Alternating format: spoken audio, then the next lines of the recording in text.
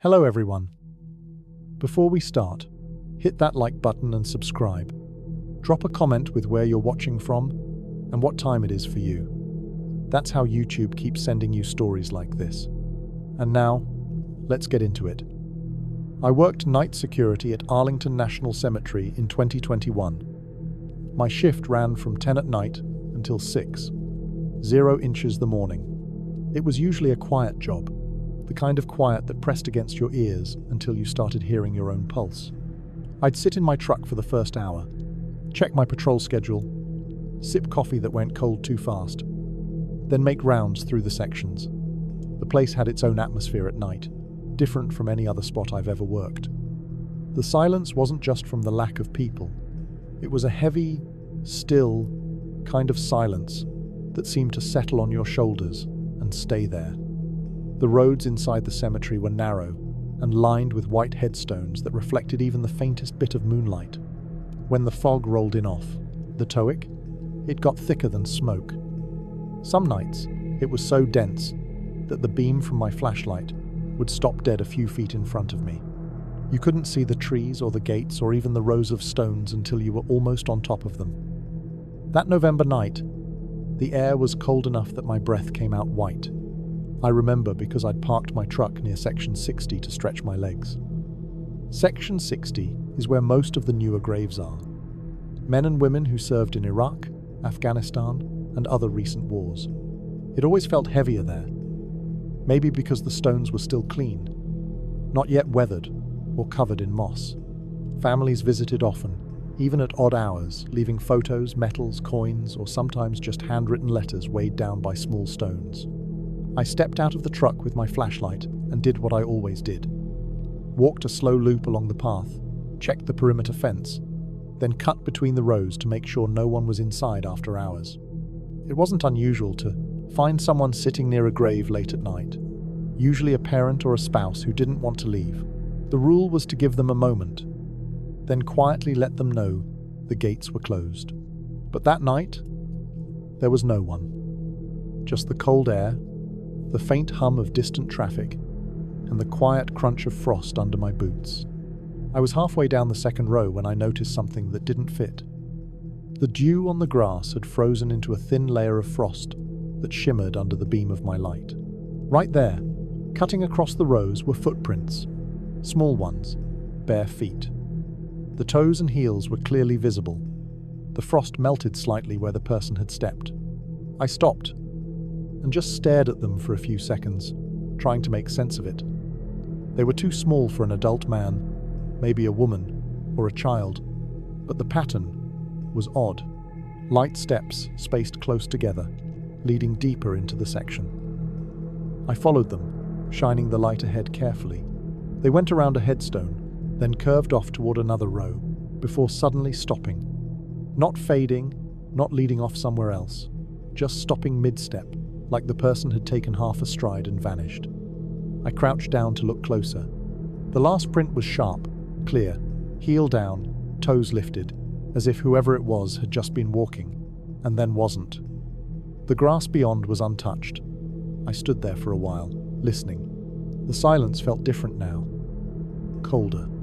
I could hear the faint ticking of my watch and my own breathing in the mask I wore. Nothing moved. I scanned around with the flashlight, half expecting to see someone crouched behind a stone, but there was no one. I checked the nearby trees, bare branches shifting slightly in the breeze. Nothing else. My radio hissed suddenly. Just a burst of static that made me jump. Then a voice from control. "Unit 4, your GPS just dropped off. You still on patrol?" I looked down at the small unit clipped to my chest rig. The light that usually blinked green was flashing red. The little screen said, "Signal lost." That had never happened before. Not once. The system used high-band military-grade tracking for safety. It wasn't supposed to go out unless the battery was dead, but mine had been fully charged. I told them I was fine, just a possible dead zone, and that I'd check it back at the truck. My voice felt strange when I said it, louder than I meant it to be, cutting through that deep stillness. When the radio clicked off again, the silence seemed even worse. I turned back toward the truck, scanning the ground as I walked. My own boot prints showed clearly in the frost. 2 parallel lines leading from the gravel path to the graves. When I reached the point where I'd first seen the barefoot ones, I noticed something that stopped me cold.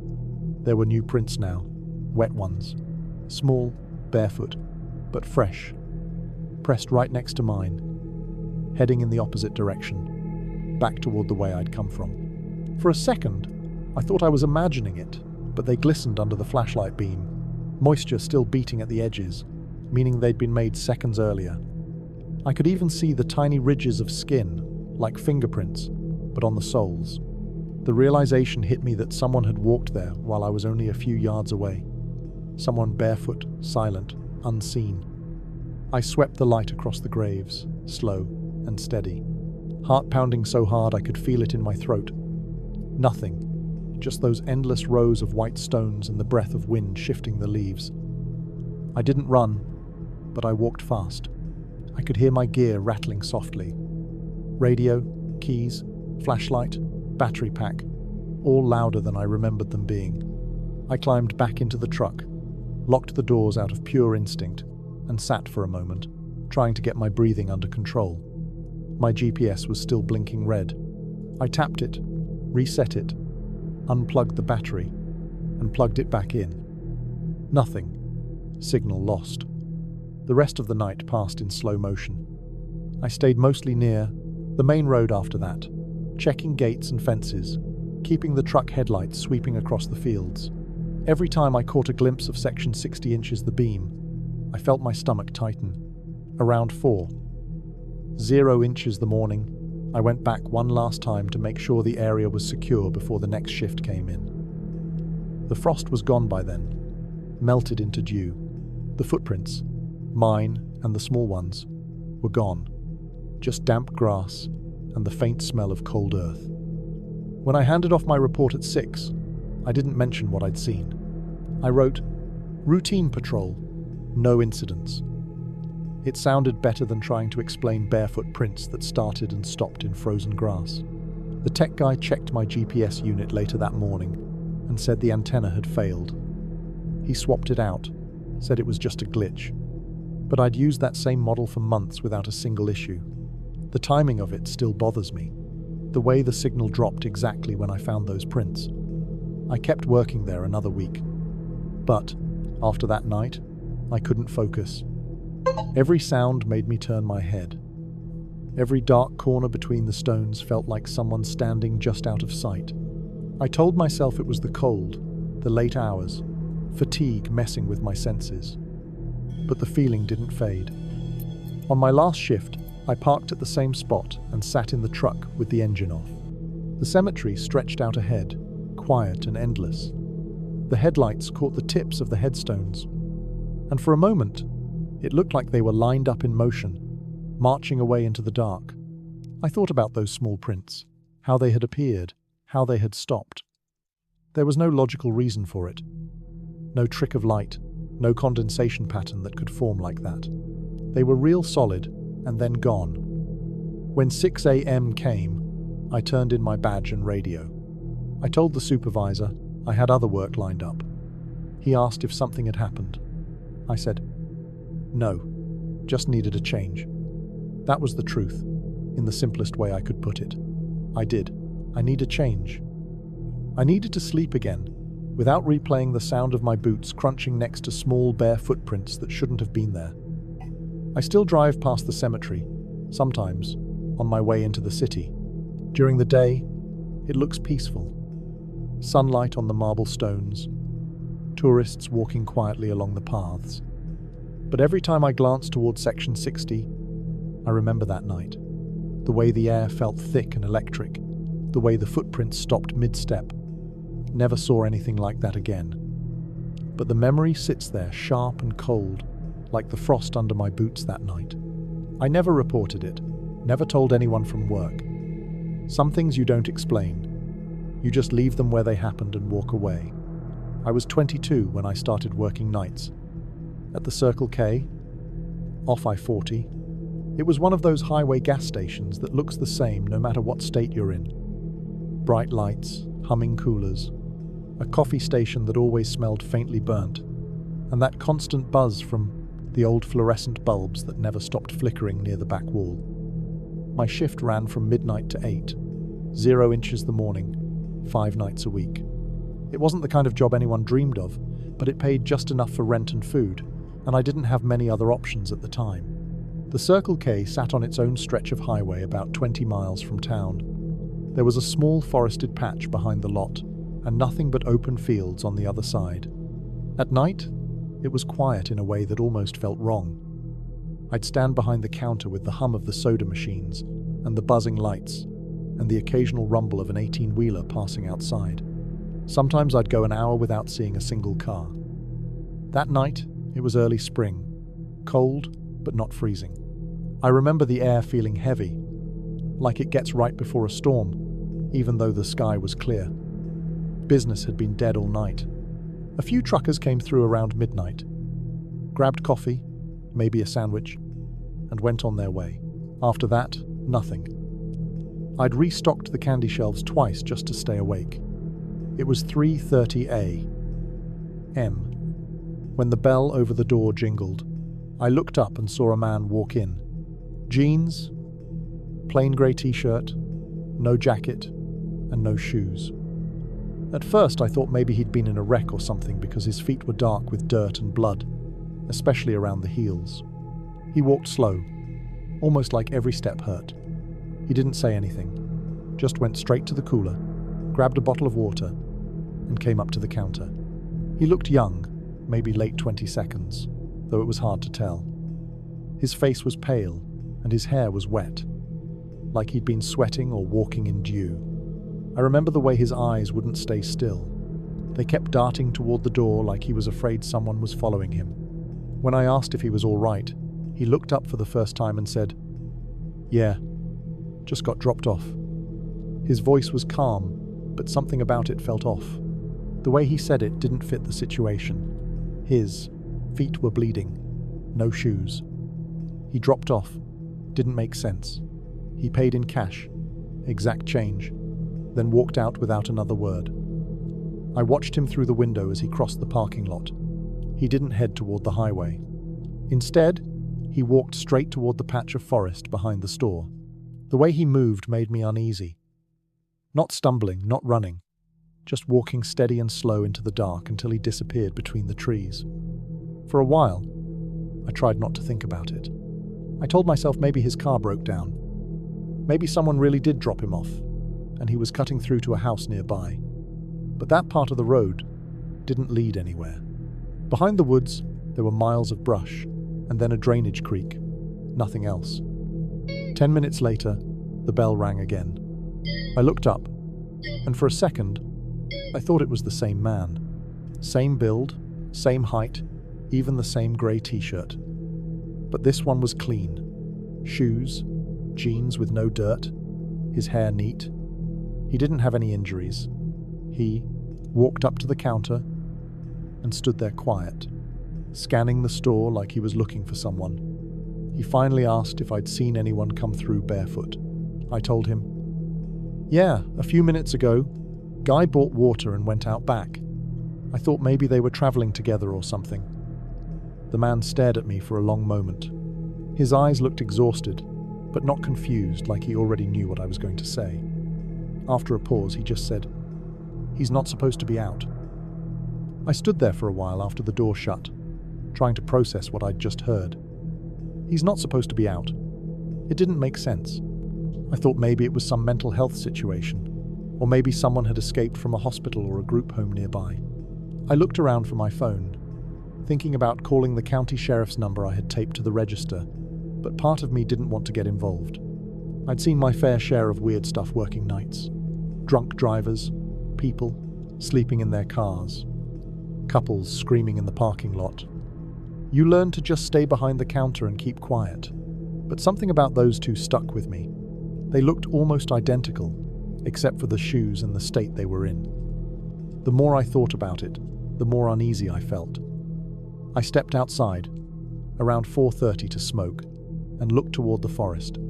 The edge of it was pitch black, the kind of dark that swallows everything after a few feet. I didn't hear anything. No crickets, no wind, nothing. I finished my cigarette fast and went back inside. Around 5, I started my usual cleaning routine. Sweeping the floor, wiping down the counter, emptying the trash bins outside.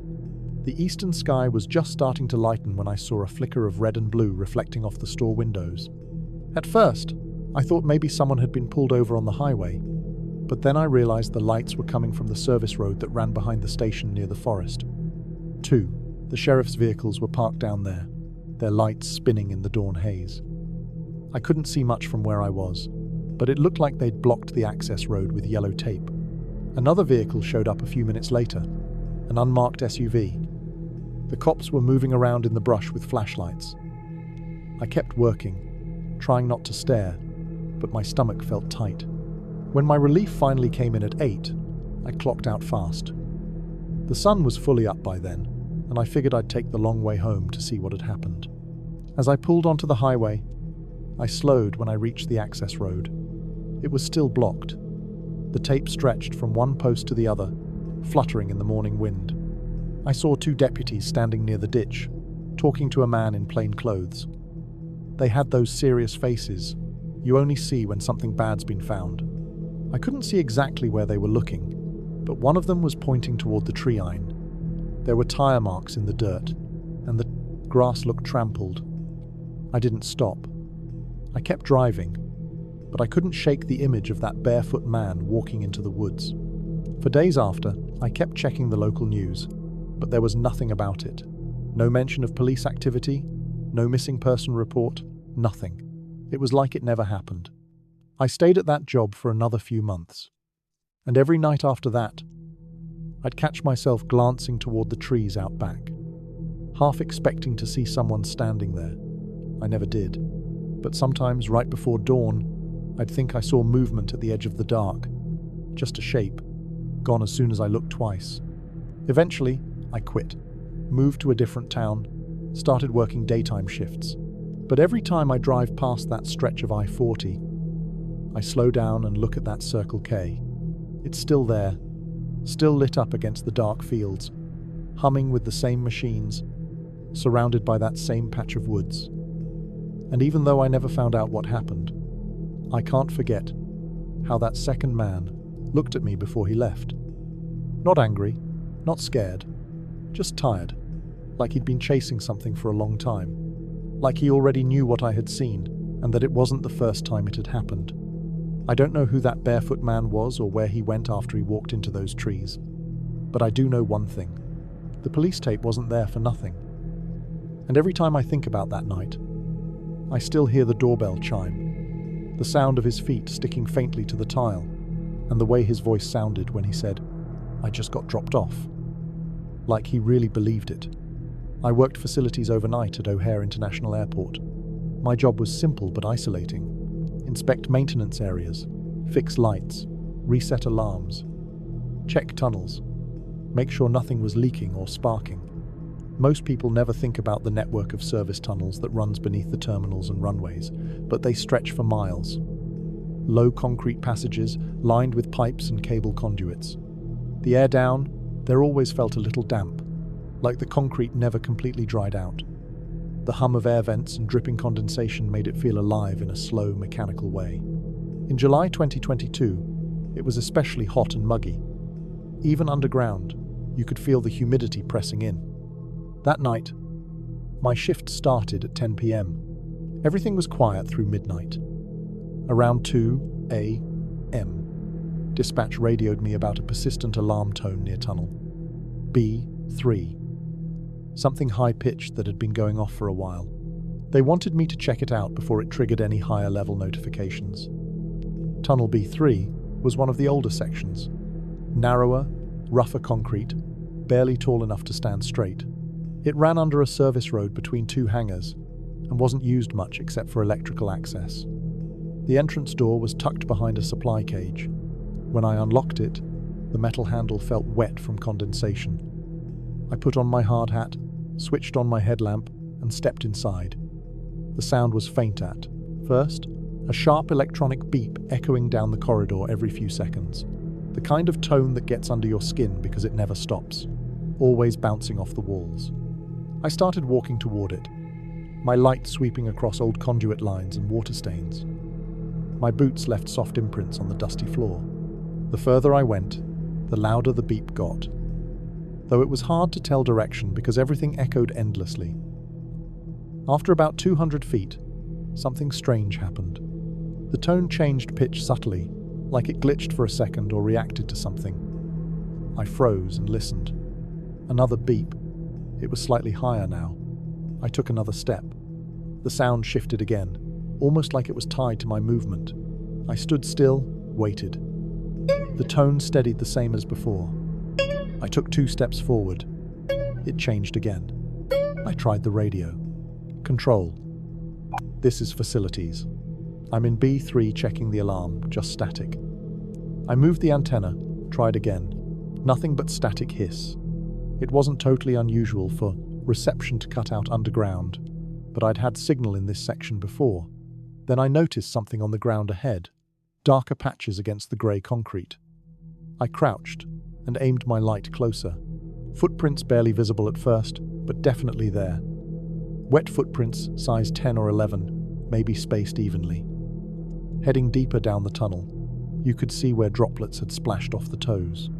They were fresh enough that they still glistened in the light. I looked behind me.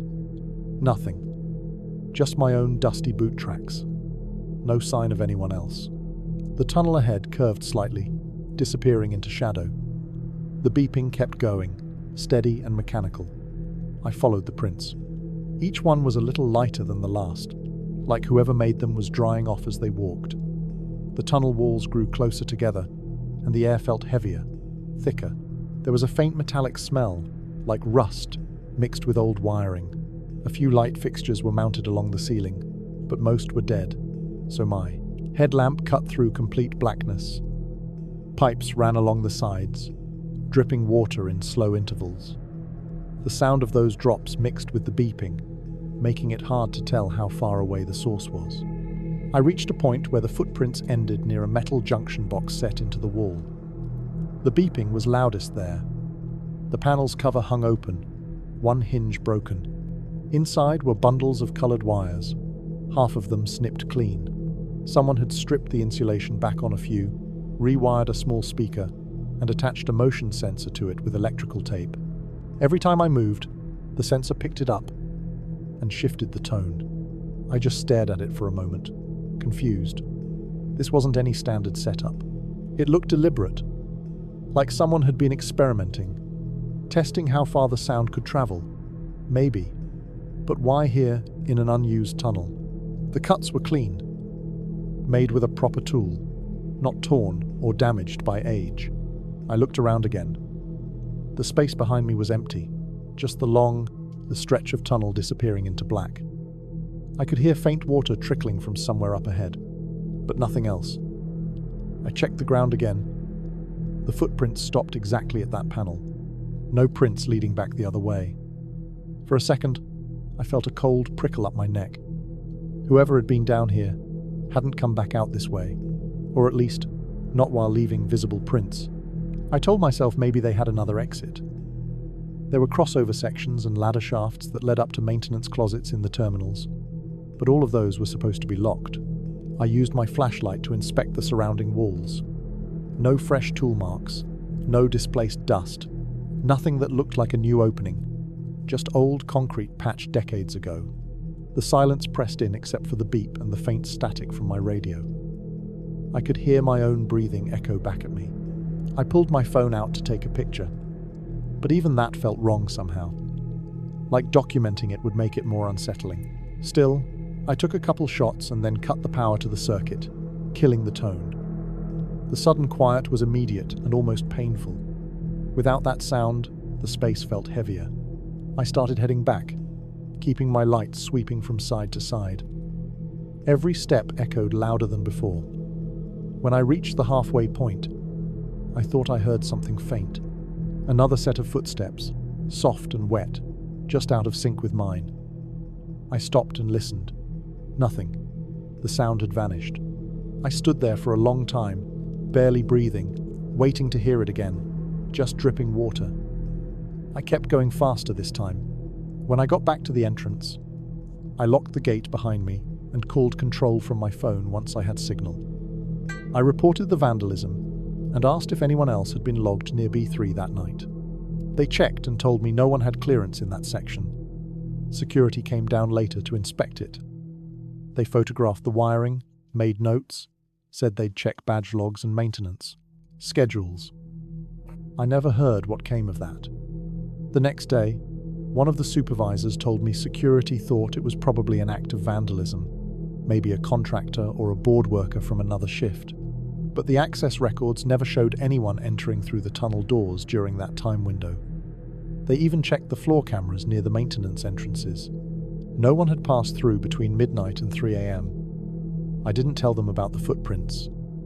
I wasn't sure how to explain them without sounding paranoid, but they stuck with me. The shape, the wet shine under my light, the way they ended right at that open panel.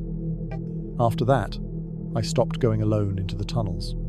I always brought another tech, or at least waited until someone was on nearby duty. We started working in pairs for all below-ground checks. Nobody officially said it was because of what happened in B3, but everyone knew that story. A few weeks later, I went back with another guy to replace the cut wiring and close the panel properly. The place still smelled faintly of metal and mildew. The concrete floor had dried completely. No footprints, no marks. But when we unscrewed the panel door, we found something small wedged inside behind the wiring. A piece of rubber sole torn from a work boot. It wasn't ours, and it didn't match any of the issued boots on record.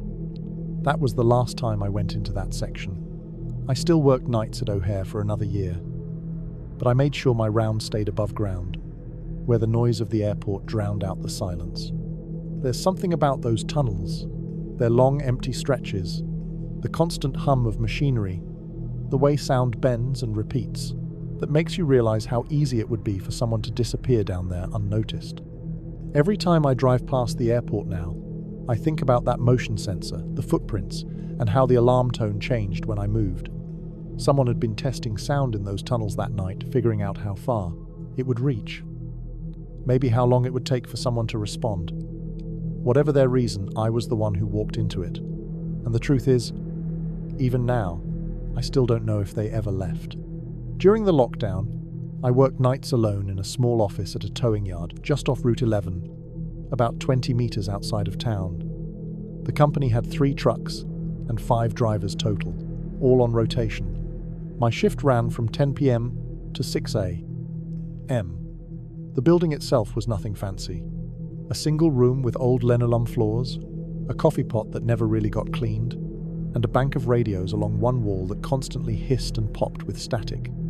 Outside, the lot was fenced in, filled with wrecked cars covered in snow, their bumpers hanging loose and headlights fogged over.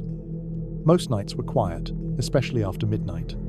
You fill out dispatch logs, check weather reports, note fuel levels, and wait for something to happen. The radio static becomes this weird background noise that you stop hearing after, in a while. Sometimes I'd go hours without a single call, just sitting there with the fluorescent lights buzzing above me and the hum of the small space heater at my feet. The whole world felt empty during lockdown.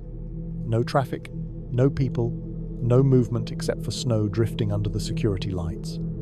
That night, December 14th, it had been snowing since late afternoon. The forecast said 8 inches before morning, but by 2 a.m., there was already close to a foot on the ground. Roads were slick, visibility low. Perfect night for wrecks, if you can call it that. I remember stirring instant coffee into a styrofoam cup when the radio finally crackled alive. It was Frank, one of our drivers, mid-40 seconds. Quiet guy, former mechanic, reliable. He said he was about 3 miles down Route 212, heading back from a tow when he saw a car off the shoulder. Nose buried in a snowbank. That stretch of 212 is flat farmland. No houses for miles, just dark fields and the occasional fence line. He said the car's headlights were still on, engine running, but no one inside. I told him to hang back and radio if he found any sign of the driver. He acknowledged. Then, There was silence except for static. Maybe a minute later, he came back. But his tone was different, shaky. He said the driver's door had just closed by itself. He sounded spooked, said he hadn't touched it. Before I could reply, there was a brief burst of static. Then his line went dead. I tried calling back. Nothing. The radio was just dead air. I waited a few seconds, thinking maybe he'd lost signal in the snow. Then, I called the sheriff's office. They said they'd send a deputy to check it out. While waiting, I kept trying the radio. No response. The snow outside was coming down heavier, wind starting to push it sideways. The whole yard was buried by then, white on white under the yellow lights. I remember staring at those lights, listening to that static, and feeling something in my stomach twist. A kind of wrongness I couldn't explain. When the deputy finally radioed in about 40 minutes later, his voice was calm but tight. He said both vehicles were there. The car was still idling, headlights aimed into the snowbank. The tow truck was parked a few feet behind it, engine running. Driver's door wide open. No one inside. They found Frank's footprints leading from the truck to the car, circling around once, then stopping abruptly, about 5 feet behind the rear bumper. Just stopped. No scuffle marks, no drag lines, just stopped. The snow around was untouched, smooth except for wind ripples. They searched the nearby ditch, the fields, the small patch of woods a few hundred yards out. Nothing. I stayed at the office until after sunrise, waiting for updates. The deputy came by around 8. He looked exhausted. He said they were calling in a search team with dogs, but the snow and wind were making it almost impossible. He wanted to listen to Frank's radio log from the night. I pulled up the recording system. It's an old setup that saves everything automatically. Time-stamped files, one for each transmission. We found his last call and played it. His voice came through, clear, at first. He says, "Yeah, there's a car off the shoulder here. Looks like a black sedan. Engine's running." Then he breathes heavy into the mic, walks closer. You can hear the crunch of snow under his boots, the soft hum of the idling engine. He pauses, says something muffled like no one inside. Then, a few seconds of silence. The next thing is the sound of the car door creaking open, then a dull thump as it shuts. Frank's voice comes back. "Shaky door just closed." I didn't. Then the line cuts for half a second. What followed is what stuck with me. Just before the recording ends, right under the static, you can hear a faint metallic sound. Slow, uneven. It almost sounds like someone dragging tire chains across pavement. Metal links scraping, catching, then dragging again. That's it. Then silence. They played it over and over. Nobody could figure out where that sound came from. The sheriff thought maybe it was just the wind hitting something loose on the truck, maybe chains hanging off the toad, but the pitch of it didn't sound right. It sounded closer, too close, like it was next to the microphone. They searched the area for 3 days, brought in dogs, drones, even checked the river 2 miles south. Nothing. No footprints beyond that stopping point. No body, no signs of struggle, just a pair of idling vehicles and a pattern of prints that led nowhere. I kept working nights after that. Someone had to. The snow finally melted a few weeks later, but every time the radio crackled, I'd get this weird pulse of anxiety. It wasn't just because Frank was gone. It was because of the recording. I had to replay it for the insurance report, for state investigators, for our own management. Each time I heard that faint dragging sound, I noticed something new. An echo, maybe like it was bouncing off something nearby. When they took the truck back to the yard, I had to inventory it. The inside was clean, keys still in the ignition, coffee thermos half full in the cup holder. His phone was on the passenger seat, dead battery. Chains were still coiled neatly on the toad, none missing, none unwound. The sedan he'd stopped for turned out to be registered to a man from 2 towns over.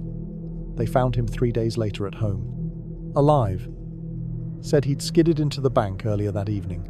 Got a ride back with a friend to get a shovel in the morning. He'd left the car running because he didn't want the battery to die.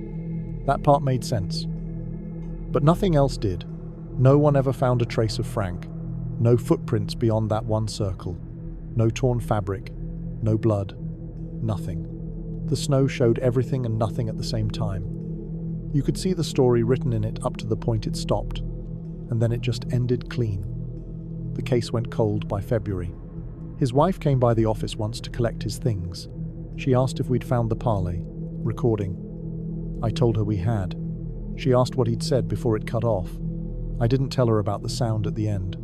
She didn't need that image stuck in her head. Sometimes late at night, when the snow starts again and the roads go quiet, I think about that sound. I know it probably was just something mechanical, a loose chain or a bracket shifting in the cold, but the way it came through the radio still bothers me. It wasn't rhythmic, not like a machine. It was uneven, like something being dragged slowly, stopping and starting, scraping close to the mic. The office is still the same. The static's still there, soft and constant. The heater still rattles. The tow yard fills with snow every winter, burying the old wrecks until they look like white lumps under the lights. I still make coffee in that same cracked pot, still log calls into the same system. Once in a while, a driver calls in from Route 212, saying the snow's piling up near the old mile markers or that visibility is dropping. And every time I picture that night, the open truck door, the footprints ending 5 tons away, the sound of chains moving where nothing else moved, I guess that's what sticks with me the most, not knowing where he went, just knowing exactly where he stopped. I worked nights as a janitor at St. Luke's Hospital for about 3 years. It was a decent job, quiet most nights, and I liked being alone. My shift started at 11 p.m. and ended at 7, 0 inches the morning. The halls were usually empty by midnight, except for the occasional nurse doing rounds, or a patient wandering out of their room. Most of my work was cleaning floors, emptying bins, wiping down glass, and restocking supplies. The basement level was always last on my route. Storage rooms, laundry area, boiler room, and a row of old service elevators no one used anymore.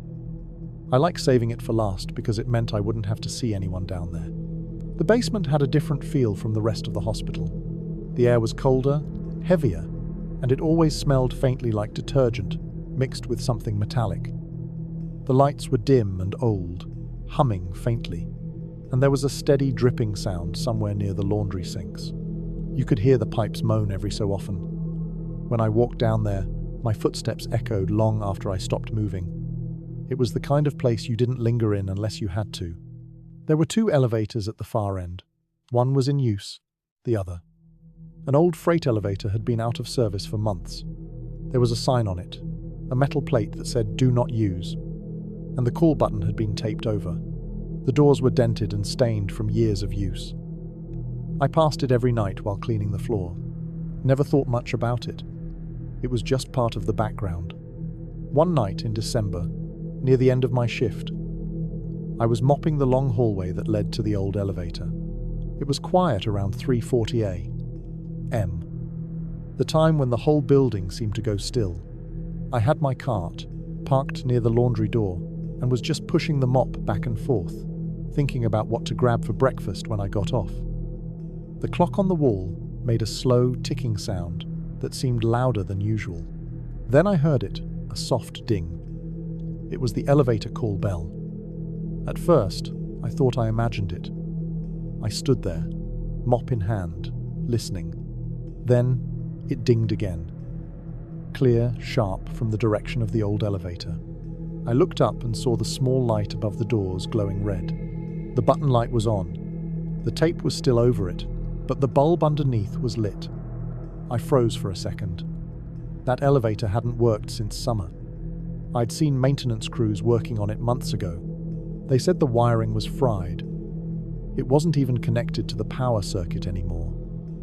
Started to think maybe someone upstairs hit the wrong call button, and it was some kind of electrical feedback. But as I watched the floor indicator, an old digital panel above the door changed. It lit up with the letters B2. There's no B2 in St. Luke's. There's only one basement level.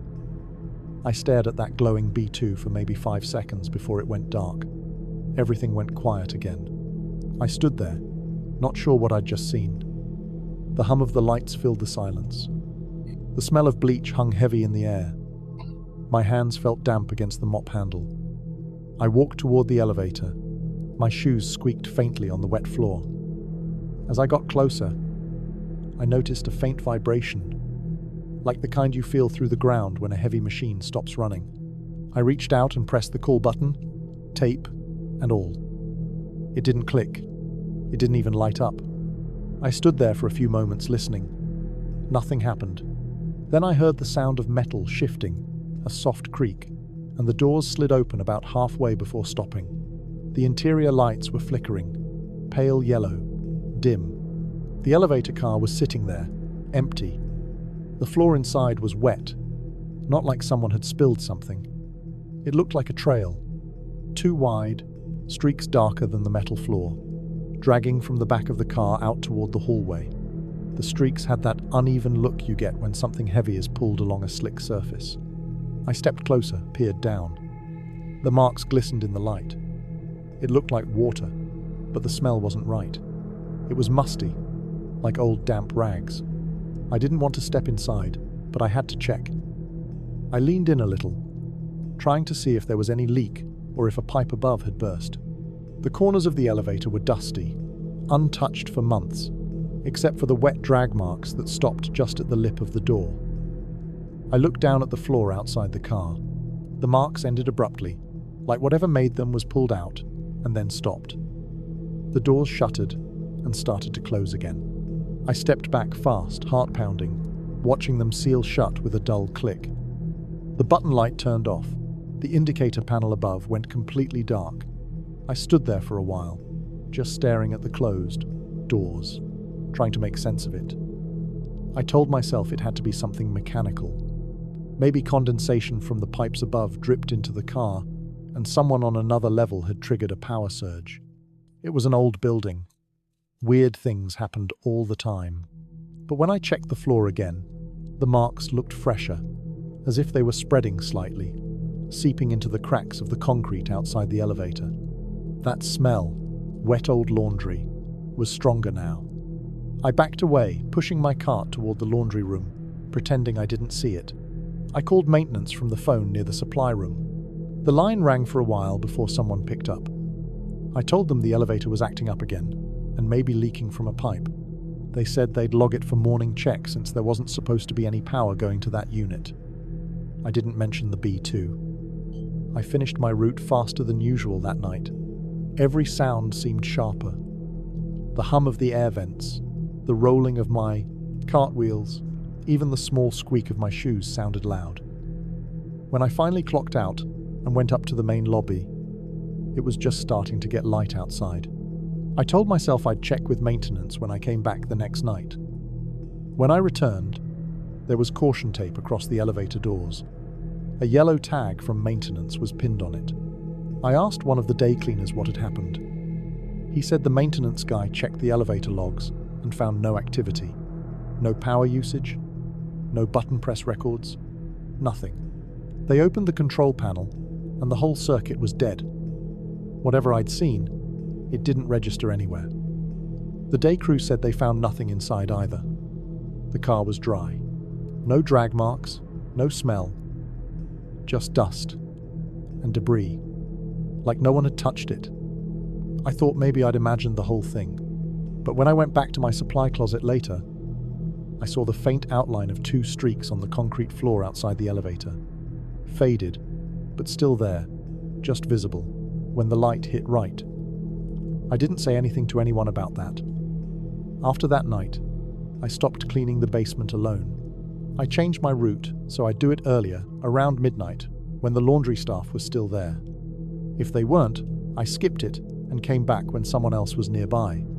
I didn't want to hear that bell again. A few weeks later, the old elevator was sealed off completely. They welded the doors shut and built a small wall section over it. Official reason was safety hazard due to structural instability. I didn't ask for details. I didn't want to know. Every now and then, when I walk past that end of the hallway, I still feel something strange. A faint vibration under the floor, like a truck passing far off. It's probably just the boiler system or the washing machines running nearby. That's what I tell myself. But sometimes, around that same time of night when everything's still and quiet, I think about that glowing B2 on the panel and those wet drag marks on the Pro concrete. I think about how it didn't show up in the power logs and how no one else ever saw it. I kept working there for another year, but I never went near that elevator again. It stayed sealed behind that wall, hidden like it had never been there. Still, every time I walked through the basement, I'd glance at that spot without meaning to. Just a blank stretch of wall now, but it always felt colder there. Like the air didn't move right. I never heard the bell again, but I never forgot the sound of it. The soft, clean ding, echoing through an empty hallway at 3:40 inches the morning, when you know for certain that no one should be calling that elevator. I took a night security job at a shipyard on the coast about an hour outside the city. It was one of those jobs that seemed too quiet to be difficult. Just keep an eye on the dry dock, make sure no one wandered in, and write a report every few hours. Midnight to 6, 0 inches the morning, 7 nights a week. It was steady work and I needed money. The place was old. Half the boats had been sitting there for years, waiting for repairs that never came. Rust crawled over everything. The metal catwalks creaked when the wind came off the bay, and you could smell salt, diesel, and algae mixed together all the time. The dock lights buzzed and flickered, casting long shadows over the hulls of the boats. Every night felt the same. I'd park by the small guard shack, sign in, walk the perimeter once, then make a slow loop through the dock area. After the first week, I stopped expecting to see anything interesting. The only sounds were the flags clanging against poles and the distant hum of cargo ships further down the bay. I kept my thermos of coffee on the counter and usually passed the time, watching the tide rise and fall under the floodlights. That night started out no different. Cold air, clear sky, not a single other person around. The dock always had a strange stillness after midnight, like the whole place had been drained of life. Even the gulls disappeared by then. I did my first walk around one. Everything was fine. The gates were locked, the lights were working, and the dry dock looked the same as it always did. Lines of boats propped up on blocks. Some stripped to bare metal, others with peeling paint and broken windows. I was halfway across the main gangway when I heard the sound. Footsteps. Slow, heavy, echoing through the steel walkway. I stopped and listened. They were maybe 30 or 40 feet ahead, coming from the direction of the old trawlers. The sound had that distinct metallic ring, like someone in boots walking on hollow metal. I called out automatically, just to make my presence known. The sound stopped. The air went completely still for a few seconds. I waited, thinking maybe it was just the wind playing tricks. But then I heard one more step, just one, and then silence again. The trawler closest to where the sound had come from was called Martha Jean. The paint was so faded, you could barely read the name. I walked over to it, my flashlight cutting through the dark. The closer I got, the more I could smell that mix of oil, seawater, and rot. The boat was dry docked on blocks, tilted slightly to one side. I climbed the short metal steps up to the deck and shined my light through one of the broken windows. For a split second, the beam caught a face. It was pale, half hidden behind a bulkhead. I only saw it for a moment before I jerked the light away by instinct. Like my brain didn't process it fast enough. I steadied my hand and shined the light back into the same spot. But the space behind the bulkhead was empty. I figured it was a worker sleeping off a shift, or maybe one of the local drunks who sometimes wandered near the docks.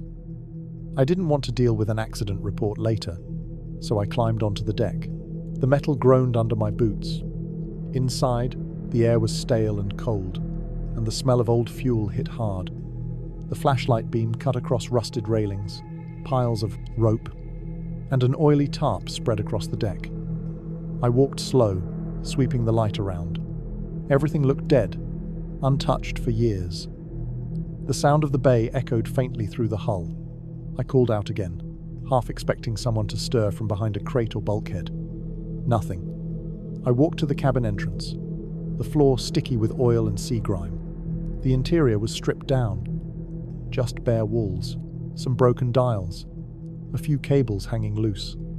My flashlight caught something near the door. Scratch marks in the metal. I leaned closer and saw small letters carved into the wall. Nobody leaves night shift. The letters weren't new. They were thin, rough, like someone had used a small blade or a nail. I stared at them for a while, trying to make sense of it. Maybe it was a prank from years ago. Something workers did to mess with the new hires. Still, it felt strange. I left the boat after another careful look around. Nothing moved. I noted the odd graffiti in my logbook and went back to the shack. The rest of the shift dragged by. Every little sound set me on edge. The creak of metal, the flap of canvas, the faint tapping of rigging lines in the wind. I watched the boats from the window until dawn. When the day crew came in, I told my supervisor what I saw. He laughed, said one of the workers had gone missing a long time ago, wandered off one night, never came back. They figured he quit, maybe hopped a ship out of town. He told me the carving was probably just old graffiti. That boat's been through dozens of workers, he said. They all get weird ideas at night. I didn't say much. I just nodded and went home. But the thing about the night shift is the quiet starts to stick with you by the time I got back that night. I was already thinking about those words. But the idea that someone had taken the time to carve that message there alone in the dark didn't sit right. When I started my rounds again, I went straight to the Martha Jean. I wanted to look at it in the same light, same spot. Maybe I'd imagined the carving. Maybe it was nothing. I climbed the gangway, crossed the deck, and looked at the wall where I'd seen the words. They were gone. The surface was smooth, freshly sanded, like someone had cleaned or painted over it. The wall even had a dull sheen from where new metal showed through. No scratches, no trace of letters. I stood there for a long time trying to convince myself I was remembering the wrong spot. I checked every wall, every surface near the door, ran my fingers along the grooves of the metal. Nothing. That bothered me more than anything else.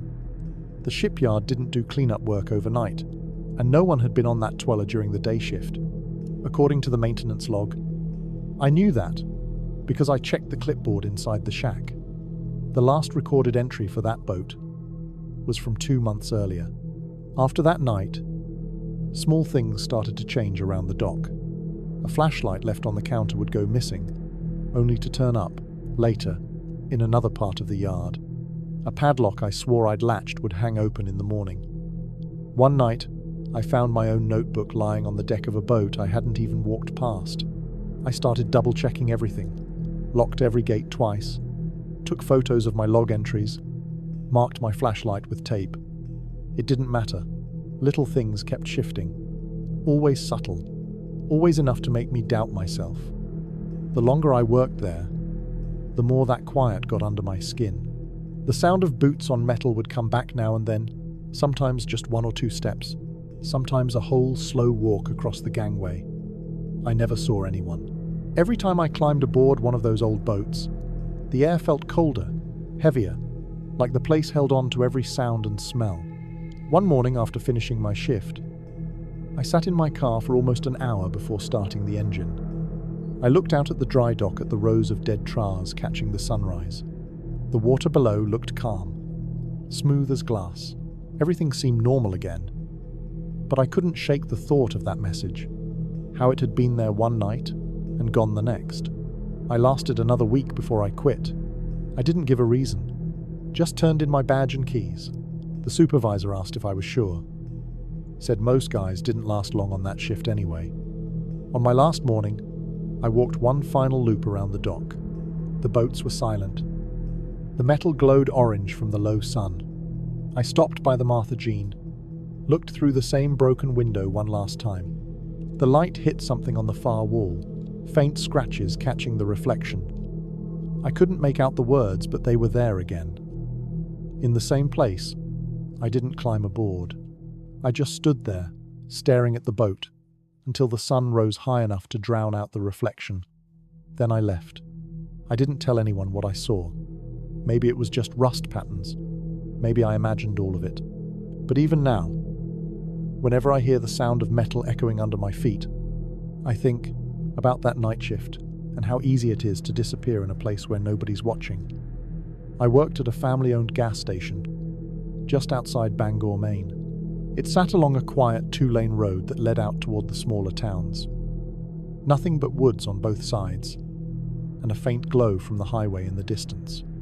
The station had 2 pumps, a small convenience store, and a single security light that cast a yellow cone over the lot. I started working there in the winter when business slowed down. My job was simple: restock shelves, clean up, keep the register running, and wait out the slow hours until dawn. The owner, a man named Carl, usually took the morning shift.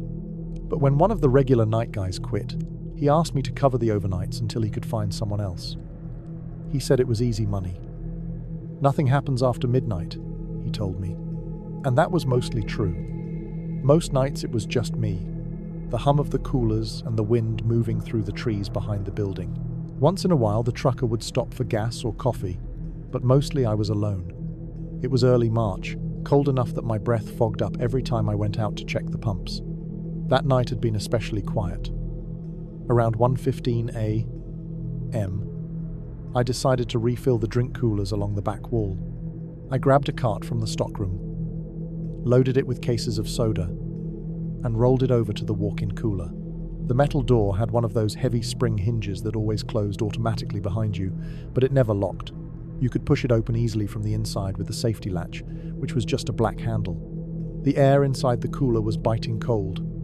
My hands stung as I started stacking bottles on the shelves. Condensation dripped from the ceiling. The fans above hummed constantly, and the smell was a mix of cardboard, cold metal, and faint cleaning chemicals. I remember thinking it was colder than usual that night. I must have been in there for 5 or 6 minutes, when I heard the door swing shut behind me with a sharp click. I didn't think anything of it at first. That happened every time. But when I finished stacking a shelf and went to push the handle, it didn't move. I pressed harder. Nothing. I hit it again, thinking maybe the spring latch had jammed. Still nothing.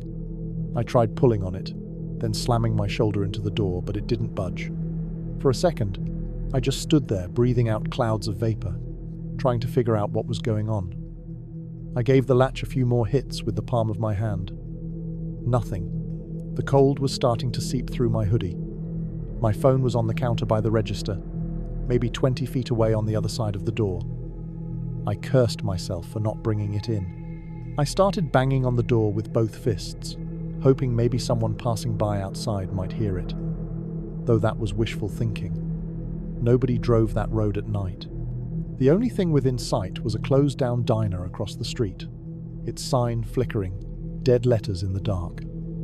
I banged harder, yelling out, but the thick insulation of the cooler swallowed most of the sound. After what felt like 10 minutes, I stopped to catch my breath. The air was so cold it made my teeth hurt when I breathed through my mouth. My hands were numb, my heart racing. I leaned my head against the metal and listened, hoping to hear something. Footsteps, a car pulling in, anything. That's when I heard it. It started faint, almost like the sound of a branch scraping against the side of the building. But the cooler didn't face the woods. It faced the store's interior. It came again. A slow, steady scratching on the metal from the other side of the door. Light, but deliberate. Fingernails or something thin, dragging slowly across the surface. The sound traveled up and down, then stopped. I froze, listening. I called out, my voice echoing off the cold walls. Nothing. Silence for a few seconds. Then the scratching started again. Slower this time. Like whoever, or whatever was out there was trying to listen to me.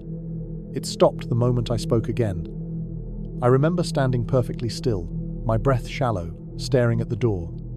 My brain kept trying to explain it. Maybe a mouse.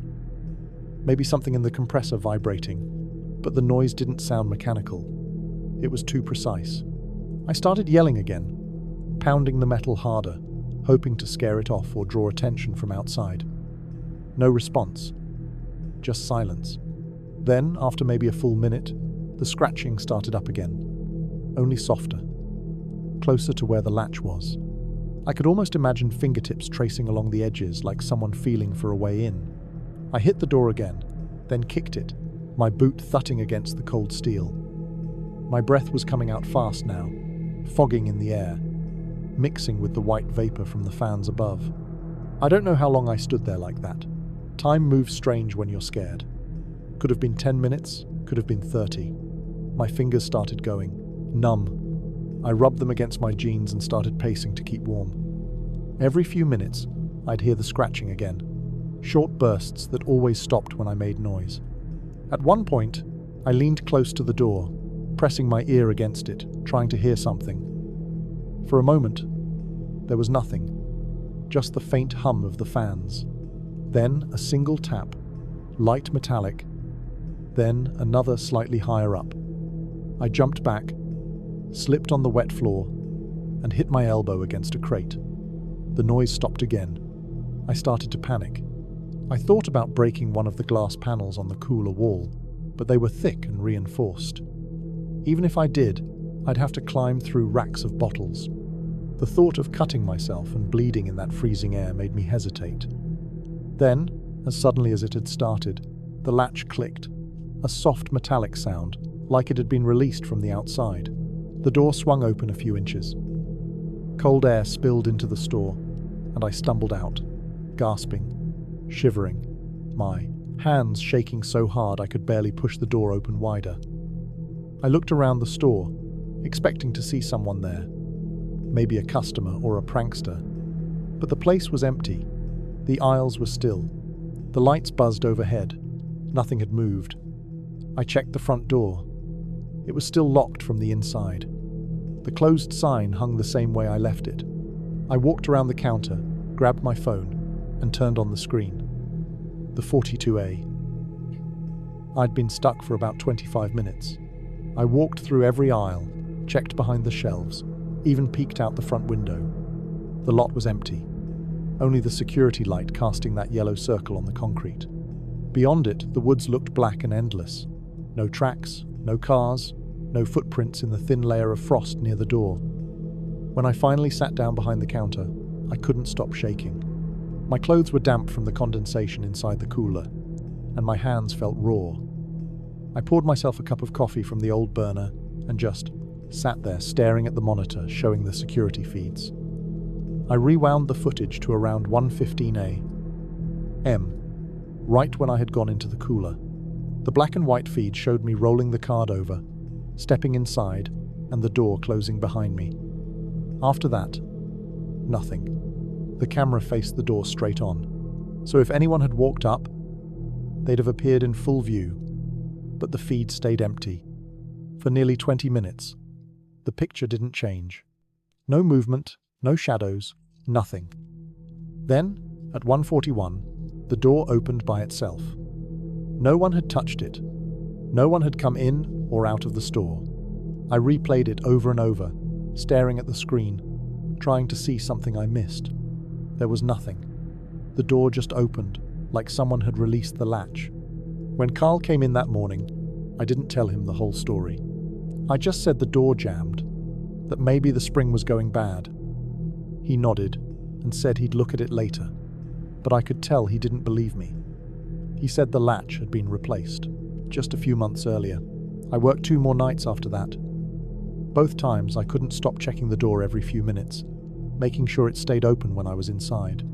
But the place felt different after that night. Too quiet. Like the silence had weight to it. I started hearing things that might have been normal before. The compressor kicking on, the ceiling fan clicking. But now every sound made my stomach tighten. On my last shift, I caught myself staring at the cooler door for nearly 5 minutes straight, just watching it, waiting for it to move. It didn't, but I couldn't shake the feeling that it could, any second without warning. When my shift ended, I took off my apron, left the keys on the counter, and walked out before Carl came in. I didn't bother to pick up my last paycheck. I figured it wasn't worth explaining. Sometimes I still stop for gas near that area, but I never go back to that station. It's still there. Same yellow light, same sign, same empty lot at night. The time I drive by, I look at that walk-in cooler through the glass and wonder what really kept me inside that night. Maybe it was the cold air, expanding against the metal, or a warped latch that stuck for no reason. Maybe the pressure equalized and made the door pop open again. But every time I think about that slow, careful scratching, how it stopped when I made a sound and started again when I didn't, I can feel that same cold air in my chest. And I know I'll never go back inside a walk-in cooler alone again. I worked nights doing yard checks for a freight company in northern Illinois. The job was simple but lonely. Walk the lines of idle rail cars, check serial numbers against the manifest, make sure everything was where it should be, and report any open cars or damage. My shift ran from 11 p.m. to 7 a.m. The place was massive, miles of tracks stretching into the dark, rows of boxcars, tankers, and flatbeds. The noise of the highway faded once you got a few lines deep. The nights it was just me, the wind, and the creak of metal cooling in the cold. In February 2024, there was a brutal cold snap that week. The kind of cold that cuts through every layer you put on. The wind chill sat around 10 below zero. I wore insulated coveralls, a heavy coat, face mask, gloves, and still every time I exhaled, my breath froze on my scarf. The ground was solid ice between the rails, and every step made a hollow crunch that echoed far off. I'd done the route so many times I could walk at half asleep.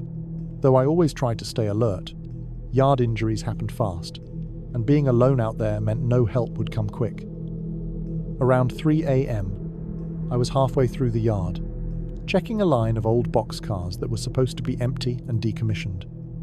The wind had died down for a bit, so the night was unusually still. You could hear the low hum of distant engines and the metallic tick of expanding steel. That's when I noticed one of the boxcar doors wasn't fully closed. It was slid about 2 feet open, just enough for a person to slip through.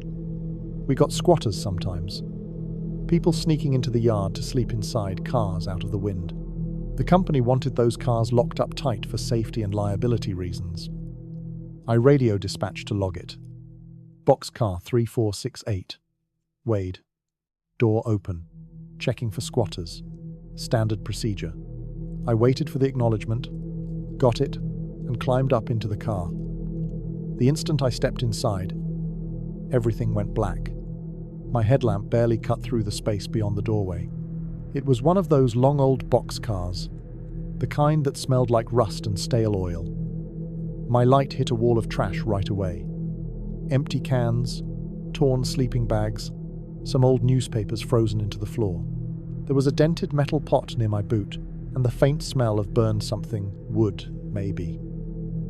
At the far end of the car, I saw a set of boots placed neatly side by side. They weren't frozen or covered in frost. They looked recently used, I called out, just a single word to announce myself. More out of habit than anything else. My breath fogged thick in the beam of my light. No sound came back, just the hollow ring of my own voice bouncing off metal. I stepped a little further in, my boots scraping against the floor. The trash rustled. I could hear the wind faintly through the open gap in the door behind me. It was the only sound. I moved my light around again. Blankets, food wrappers, a broken flashlight. Someone had definitely been staying there. Probably still was. I turned to step back down, careful not to slip on the frozen edge of the doorway. My boot hit a slick spot of frost, and for a second, I lost balance. I caught myself on the side of the car, heart pounding from that brief moment of losing footing. That's when I heard it. It wasn't loud. It was quiet enough that I might have missed it if the world hadn't been so still. A low voice right behind me said, "Don't close it." The words were close. Too close? I spun around. So fast I nearly dropped the flashlight. The beam cut through the car, shaking with my hands, lighting the trash piles, the walls, the far corner. Nothing. Just that same pair of boots, perfectly still. No footprints between me and them. The air felt wrong suddenly. Not colder, warmer, like the air was moving against my neck, like someone breathing close. I could feel heat through the layers of my coat. I froze there for maybe 3 seconds, trying to hear anything else. Nothing. Just silence, pressing down so heavy it rang in my ears. I backed toward the door, still keeping the light out front. My heart was hammering. I stepped down onto the frozen gravel and hit the ground hard enough to feel it in my knees. I didn't bother with another look. I slid the boxcar door shut until it clanged against the latch and snapped it tight. I stood there for a minute, just breathing and listening. The wind started up again, carrying that dry, whistling sound through the yard. My gloves were stiff, with cold and sweat. I wiped frost off my radio and called in. Car 346818 checked. No squatters. Door secured. I didn't mention what I heard. I finished the rest of my round fast, not really caring about the order anymore. Every sound felt sharper. The crunch of ice, the creak of the cars, the distant shifting of metal in the cold. I couldn't shake that voice out of my head. The way it sounded wasn't like someone whispering. It was clear, steady, like someone standing right behind me. By the time I got back to the guard shack at the edge of the yard, it was almost 4 a.m. The heater inside made my face sting as it thawed out. I sat down, wrote the boxcar as checked empty in the logbook, and didn't say anything about the rest. There wasn't much to say anyway. It would have just sounded stupid hearing things in the dark. Happens to everyone out there eventually. When the day shift came in around 6:45, I gave my usual brief report to the lead, handed off the clipboard, and went to grab my bag. I was still trying not to think about it when one of the day guys, Mike, walked in from outside holding something in his glove. He said he found it on one of the cars. He held out a folded piece of paper, small and dirty, edges stiff with frost. He said it was wedged in the latch of boxcar 346818, the same one I'd checked. I didn't say anything. He unfolded it and set it on the counter. The writing was dark and shaky, like it had been done with a pen that was freezing up. The words were simple. Stop sealing them in. We're still in here. That sentence just sat there between us. No one said anything for a long minute. Mike looked confused, maybe thinking it was some kind of joke or message from the homeless guy who'd been living there. They opened the boxcar again later that morning. There was no one inside, just the same trash, same boots. They found a makeshift fire pit in one corner. Bits of burnt wood, melted plastic, and a patch of soot on the wall where smoke must have risen and blackened the steel.